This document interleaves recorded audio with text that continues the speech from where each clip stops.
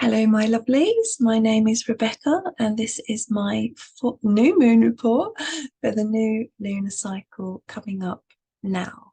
So, yes, beginning by saying Ostara and Equinox blessings to you all. So, the spring equinox is coming here in the Northern Hemisphere tomorrow, which is Monday the 20th. So, yeah, many blessings. And to those of you who are in the Southern Hemisphere, autumn equinox blessings to you all. So yes, I've been really excited to do this video for you all because there's just so much to share. So I'm going to jump straight on into sharing a screen with you all so that we can get straight into it because wow, what a cycle we have ahead. So looking at the live sky to begin with, this is Stellarium Web. Those of you who've been following this channel for a while will know that I use the live sky for my astrology and yeah, 13 star sign astrology or constellational astrology. Basically just looking into the sky as an astronomical perspective is astrology. So there's no difference to me and to many other astrologers out there as well. And it's really exciting that there's more and more astrologers that I'm now discovering who are using the same astrology that I am. So that's amazing, isn't it? So it's a real thing. So yeah, so this is for the new moon. So you can see I've changed the time here. So the new moon will be on the 21st, which is Tuesday for us here in the GMT time zone. So that's 21st of March. And the time of the new moon, I'll just pop over, is 17:23. Oh, that's bright, isn't it? Yes, so that is on the Tuesday. So in the GMT time zone. So, and then obviously we have Pluto going into Capricorn as well. My dear friend Kim has put out a really lovely video around the themes that may be coming up around that. So I'm not going to dive too deeply into that, and I will add that into the comments for you all so you can watch that video. Highly recommend watching that. It's very interesting. Thank you, Kim. So yeah, I feel like what I would like to share, many of you know that I like to look at the whole package or the whole journey of the lunar cycle that begins at the new moon. So it's like it's seeded, the intention is seeded at the new moon, and then we wax up to our first quarter, and then we come all the way up to the full moon, the fullness of the cycle, and then we wane away in our last quarter moon, and then we're coming back again to recenter on the new moon cycle. So it's a journey of rising and fullness and descending and then coming back to the beginning again. So I always look at every cycle in this way because, you know, whatever sign the moon is in on each of those points, you know, it gives us 4 signs that we are really focusing on this cycle, or 4 archetypal energies that the moon will be landing on at the quartz and the full moon and the new moon. So it just gives a whole picture. And then the thing that I'm finding as well is like, you know, as I'm going into that, it's like, for example, now I'm saying that the new moon is in Pisces, you know, but I'm really feeling the energies of Pegasus and Cetus, which are on either side of the Pisces constellation. I'll just zoom out for you all so you can see. So this is Pegasus here. This is the winged horse. Beautiful mythology. If you look into this, I highly recommend you doing that. I've been reading a lot about Pegasus because I've been, yes, feeling this Pegasus square really strongly. And, you know, you can see that the new moon is really lovely alignment to Markab, which is part of the great Pegasus square, or the great square of Pegasus here. So you can see that this whole new moon is really aligned to this square of Pegasus. And, what does that mean? It's actually a very potent place in the sky.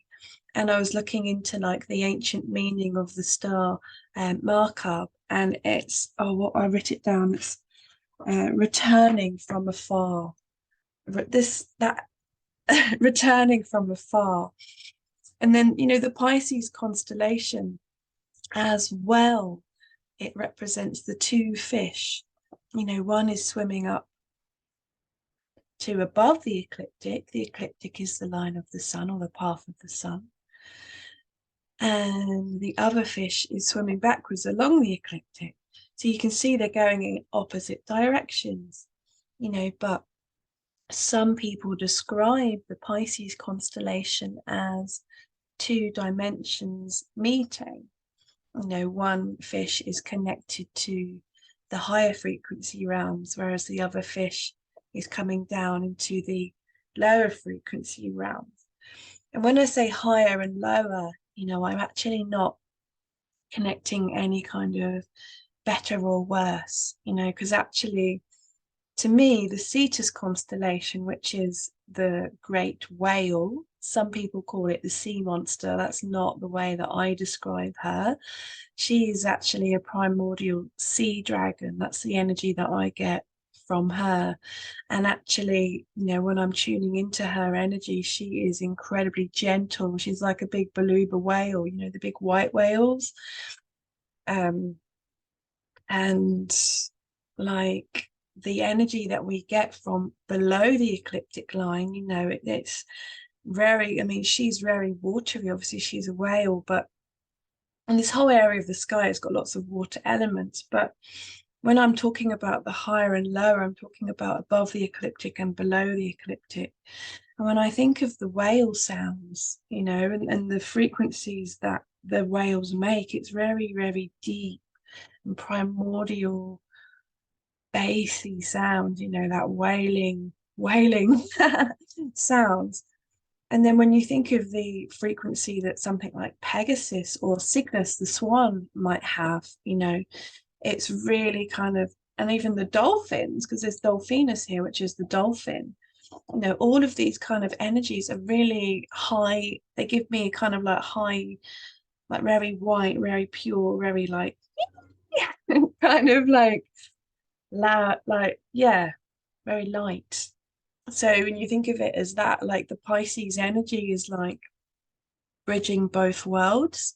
And, one is connected to like the Pegasus kind of light frequency, and then the other one is coming back down into the depths, and meeting with the whale of Cetus.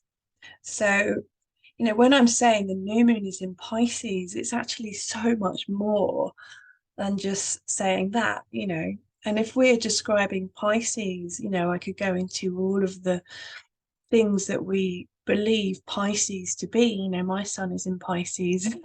So, but, for me, like, there's so much that we can see in the stars just by looking like this, and we look at the mythology of Pegasus, for example. Pegasus was created from Poseidon or Neptune and Medusa, so Pegasus, because Medusa was a Gorgon, or she was half serpent, half woman, so she had the serpents in her hair. Also a great one to look into the mythology around, because that is fascinating too. And I've been doing lots of diving into the Medusa mysteries as well, because I've got a really strong serpent energy with me.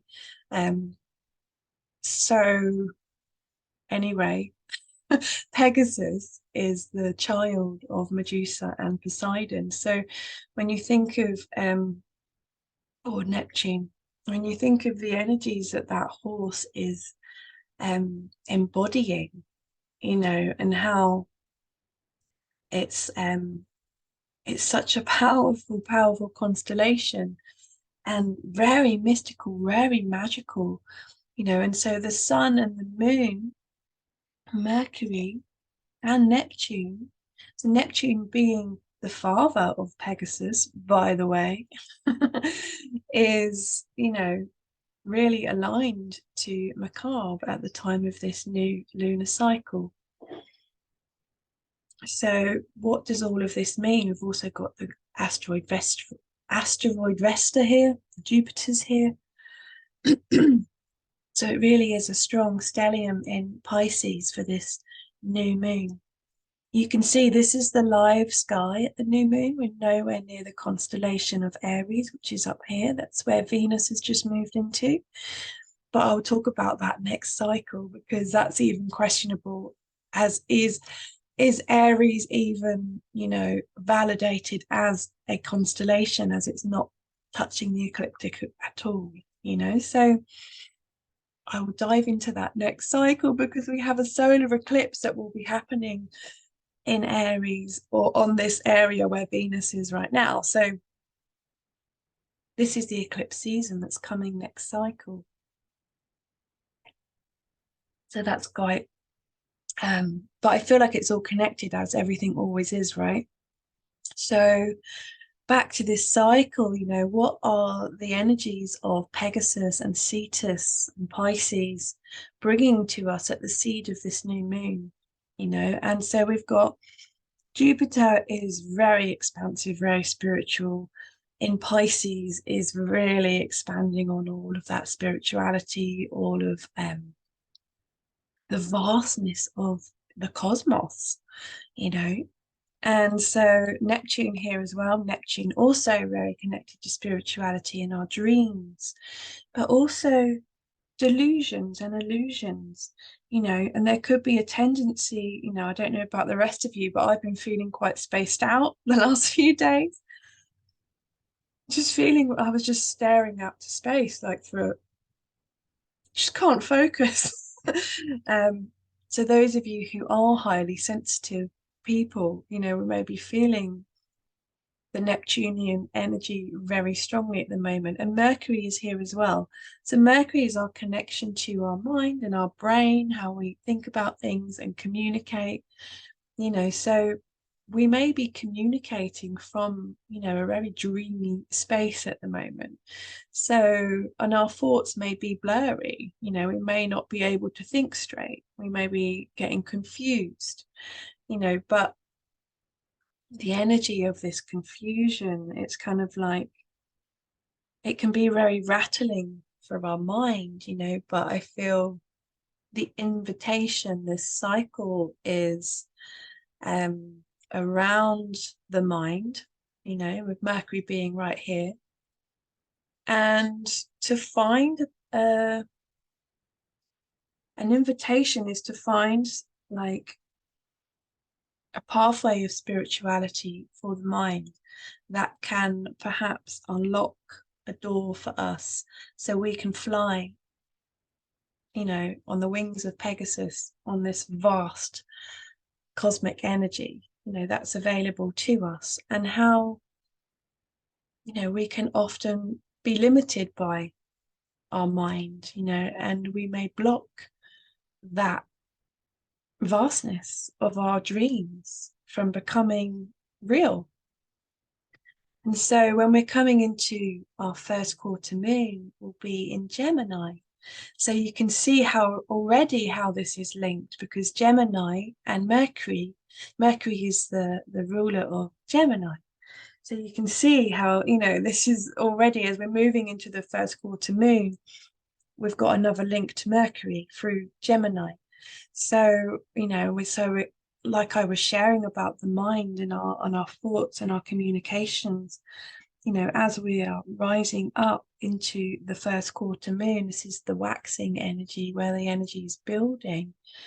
We could be feeling like we might be quite mental, in our mind. We might be, overthinking things, or getting confused, or having lots of stuff coming up around communication and our voice and networking and sharing.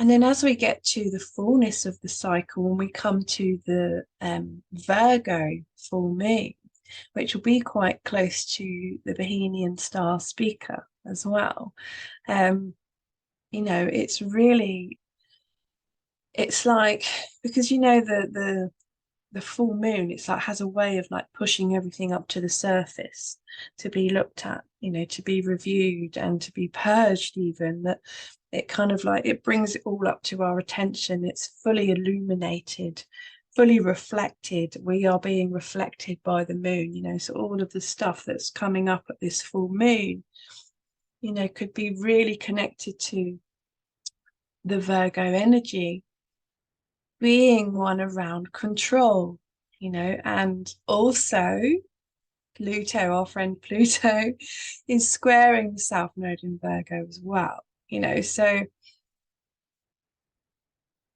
the South Node in Virgo is, you know, we're wanting to move on from that preferably, you know, to come to that completion of that South Node. So the energy of Pluto being in T square to the nodes, you know, it's like this pressure is really intense, transformative pressure to grow and to change and to evolve. So, you know, with this full moon, which is going to be coming up in Virgo as well, you know, it's like really like this real kind of illumination is being reflected to us around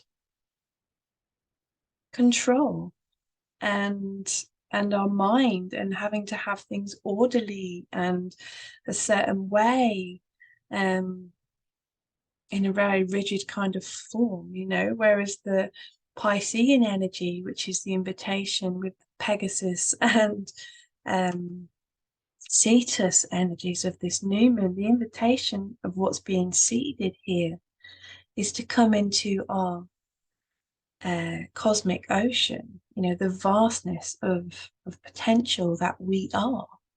It's asking us to seed our dreams, this new moon, with the energy of the equinox as well, a time of balance, you know, equal day, equinox, equal day, equal night. So this is a time of balance. So we, you know, this new moon particularly is amplified by the energies of the equinox, and it's amplified by the energy of Pluto moving signs into Capricorn. So there is a real opportunity this cycle, you know, as we're about to come into our eclipse season. You know, I would say, you know, it's very much connected to our higher mind, or coming into like a higher perspective, or moving beyond the limitation of our thoughts or how we perceive ourselves to be. And our last quarter moon will be in Sagittarius. So that also marries in with what I've been sharing, you know, around the expansiveness that is available to us.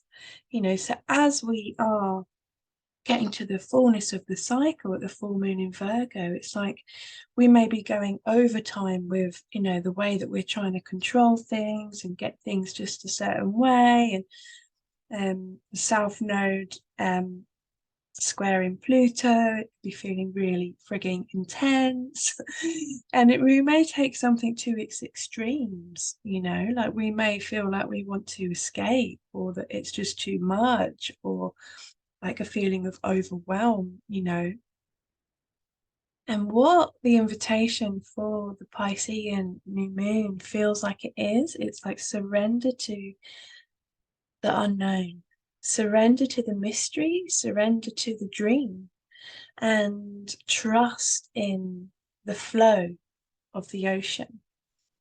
And this is something, you know, that's very present for me because I work with pregnant women a lot in my work as well. So, and I know from being pregnant with my own two children, you know, it's like the more you get pregnant, the longer you are pregnant, you get closer and closer to the birth portal. And by the time your baby's about to be born, I remember like this complete surrender into the not knowing. You know, I don't know when my baby's going to be born. I don't know how they're going to be born. I don't know what they're going to be like or how I'm going to be with it. You know, with my first son, it was like, I don't know how to put on a nappy. I don't know how to do all these things that I've never done before, you know. And so, you know, the Piscean energy, you know, it takes us to this place where we don't know. and our mind, for our mind, it wants to know. Our mind wants to know the details, and that's very Virgo. So for those of us who have got Pisces, Virgo in our chart, or even Gemini, Sagittarius, really strong placements, we'll be feeling this. So we'll all be feeling it, no matter what, but so yeah, so it feels like the last quarter moon, as we'll be in Sagittarius, it will be like drawing our energy back into ourselves, and in our inner world, dropping into the vastness that we are, and that is the cosmic energy of Sagittarius. So I actually find these two axes really beautiful to work with anyway, just because the Virgo Pisces energy is really I see the Virgo energy as like the priestess or the temple, and the Pisces energy being the spiritual realms, so they work together. It's like the spirit and the temple belong together, right? So it's like, and also the Gemini and Sagittarius energy, it's like the sharing of information and knowledge and wisdom, Sagittarius more through the cosmos and through the natural laws, the galactic laws, and then the Gemini energy being sharing through information and networking, and more kind of like in the brain, I would say. Yeah. So yeah, you may be finding, that this time when we are in this Piscean energy, we may be feeling more sensitive. We may be feeling more solitary. We may be feeling like we want to be quiet and do more journaling or reading or writing or art. The Piscean energy is very creative. So we may be feeling like if we go to big like groups or events, we may be feeling really exhausted by it, really empathic, spongy, emotional. We may be feeling like we can feel everything or everyone. So what I try and do in these times is to really honor that need for stillness within, and by trying to do less in like the more social things and do more in the more solitary things, so been working, more at home if I can, or being in the garden, or just doing things really simply. And I have been working as well with one of my favorite plants, Artemisia vulgaris, which is also known as mugwort, because she is a gateway to our dream world. So we may be finding this cycle, we could ally with her as long as we're not pregnant, because she will bring on a labor. She's really good at that. She can bring on contractions real good. Which is why she's a herb that's been, connected to childbirthing, which is why Artemis is the protector of mothers and children, and that's the name of the plant, mugwort. There's so many connections. And so the Virgo energy, also the midwife, the star Spica, which is near where the full moon will be, is a Bohemian star, which is connected to mugwort. So it's just so fascinating, isn't it? All the connections and the threads and how everything is woven and weaving together. It's very, very magical. So yeah, I just really feel like this new moon, as we're going into this new cycle, and we've got Neptune and Mercury, the moon and Jupiter, Vesta, and Chiron is here too. It's like it's a Piscean party, and the best thing we can do is really find a way to get out of our mind. And that might be, through meditation. Some of us may find that gateway is through dance. It might be through art. It might be through music. It could be, anything that enables us to find a still point, you know, so that we can tap into the inner realms and the innermost knowings. We may find that our intuition is incredibly strong this cycle. We may get insights to things that might happen. We may get feelings of a person that's going to call, and then they do. And it's like, wow, I knew that was going to happen. That might happen a lot this cycle. And so our mind, Mercury, may be telling us, oh, that's not true. You know, that couldn't be possible. You know, we couldn't have that intuition. We couldn't know that. We couldn't possibly know that before then. You know, so the Piscean energy is quite challenging for the mind because, you know, it's beyond what the mind can comprehend. So yeah, so there could be a real invitation this cycle to dive into these practices, these spiritual practices that enable us to free our mind, to liberate ourselves, to expand on the wings of Pegasus and fly to our dreams, to discover lost lands and parts of us that, you know, we would love to explore but may be hidden from us. So this is really the invitation this cycle, and with the equinox energy as well. You know, it really does feel potent time to be tuning into our intuition and our dreams.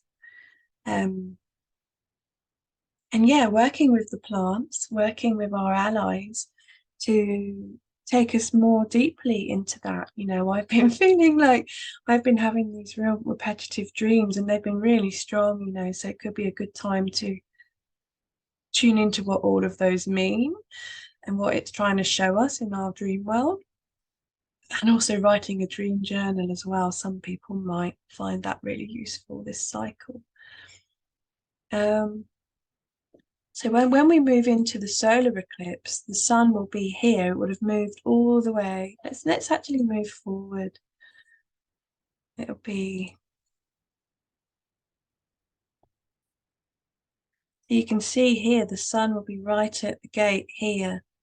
So this I see as a gate. I don't know if any of you see that.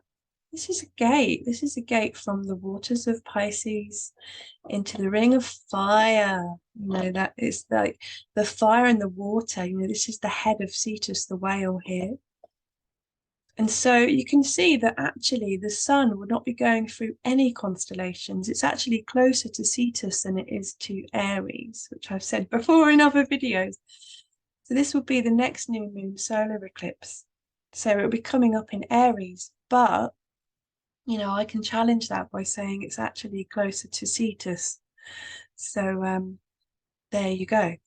But actually, I really do feel like this whole part of the sky is like the liminal space or the void in between world from one reality to another. It's like the Piscean energy is the two dimensions, right?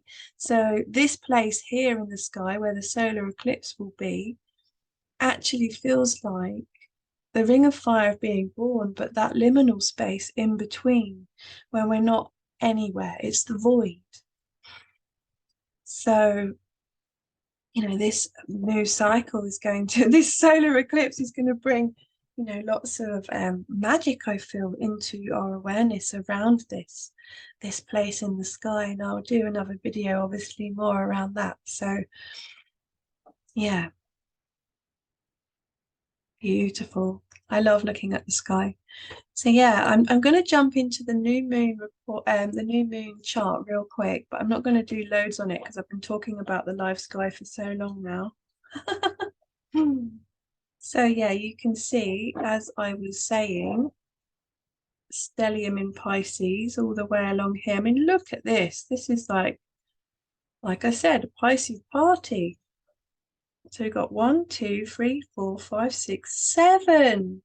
7 friends in Pisces at the time of the new moon, and at 8 degrees in Pisces as well. Magical, magical numbers. Mercury's at 13 degrees. Yeah, love it. So as I was talking about Pluto, I mean, this is the new moon on the 21st. So he's, in my charts, he's coming up that he's going to be moving into Capricorn on the 22nd, which is the next day.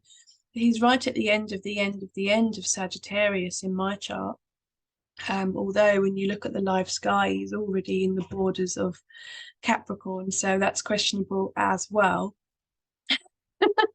But you know, I actually feel like he's on the cusp, and he's really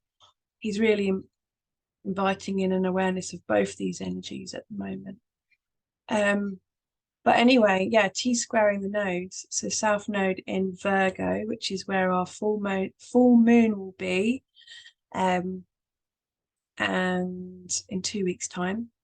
And then he's obviously squaring the North Node as well, who's conjunct Uranus, Venus, and Juno over in Aries, in that void space that I was talking about, right? In that liminal space between the worlds. So yes, so the Plutonian energy, you know, is really strong at the moment. And again, I will refer you to Kim's Pluto video because that was epic. So so yes, there's challenges and there's lessons around Pluto and the nodes this cycle. And so, like I was sharing, it's around letting go of the Virgo need to control and have things in a certain way and be quite mental about things and, you know, organized and orderly. And dropping more into this liminal space, the void space between the worlds where all possibilities exist. You know, it's like coming away from more like needing things to be a certain way and control the way that things are, and stepping more into surrendering to the flow of the way that things are, you know. So it's like it's a completely different energy. And so the Piscean energy is, like I said, very strong. So it's like the gifts here are in the water, you know. So we could be drinking lots of water this cycle. We could be swimming in nice springs and different types of water, or the ocean, or we could be connecting to our water element that way.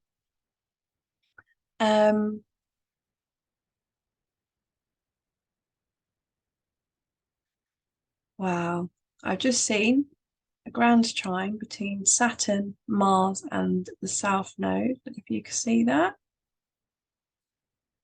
So yeah, so Saturn, who's now in Aquarius, is trining up to Mars, who is in Taurus, soon to go in Gemini, by the way, and coming down to the South Node. You know, so it feels like the energy of Saturn, you know, who's now newly in Aquarius, you know, it's really, this energy feels like it's really moving along quickly now. It's like, this is a very changing energy, I feel. This energy of Saturn and Aquarius is really kind of like revolutionary and electric and fast. And it's really pushing Saturn out of his comfort zone, I feel, because he's, you know, much more timely and steady, and it's really getting the structures to kind of be revolutionized. And the Mars energy, who's right at the end of Taurus, you know, it's like when he moves into Gemini, I think it's next week, he's going to be really moving quite quickly as well, you know, with that dynamic spring energy.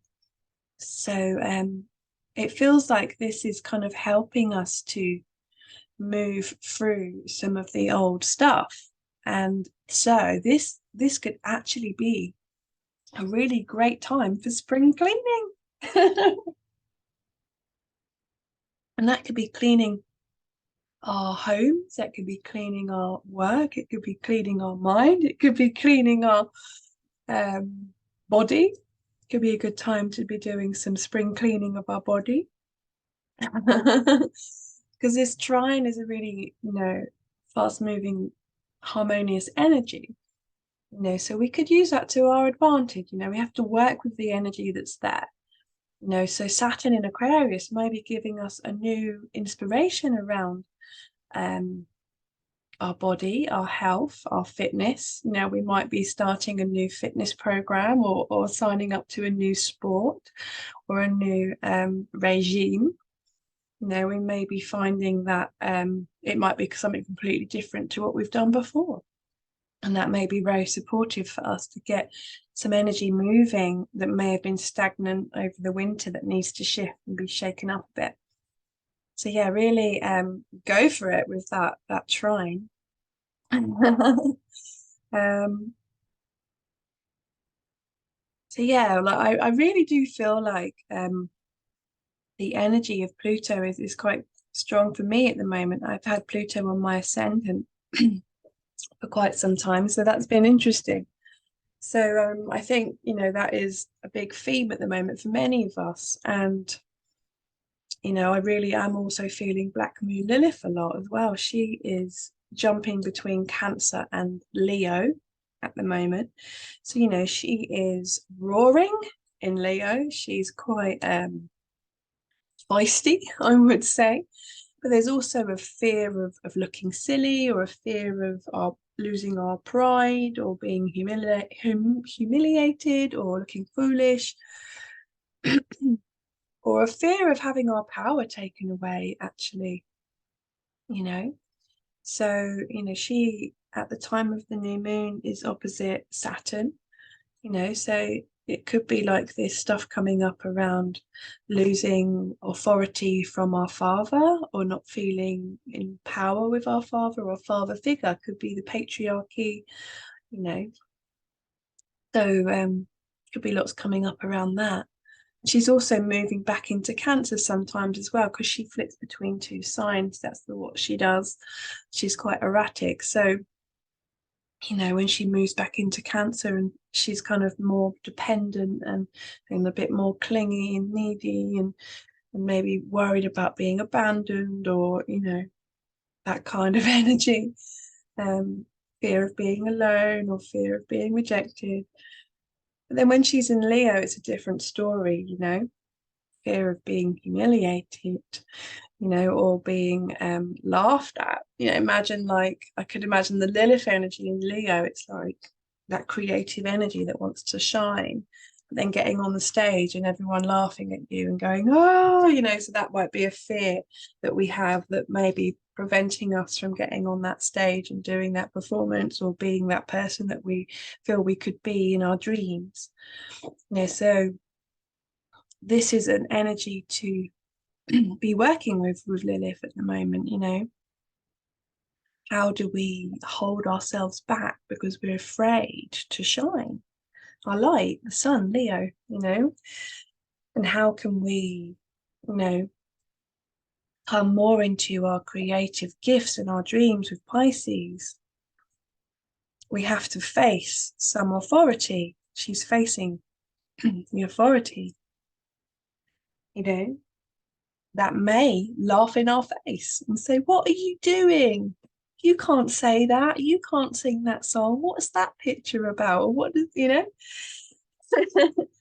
So yeah, that's quite an interesting energy. But yeah. So I think that's all I'm going to share for tonight, because my throat is tickling. Still healing my own throat.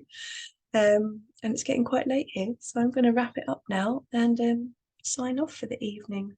Yes, so I'm hoping some of that is resonant to you and that you like it, and hoping that this Piscean energy is giving us opportunities to drop into our inner worlds and our dreams and our psychic gifts and our intuition. And also tuning into the medicine of the plants as well, with the Virgo full moon that's coming. You know, she is the herbalist, the midwife.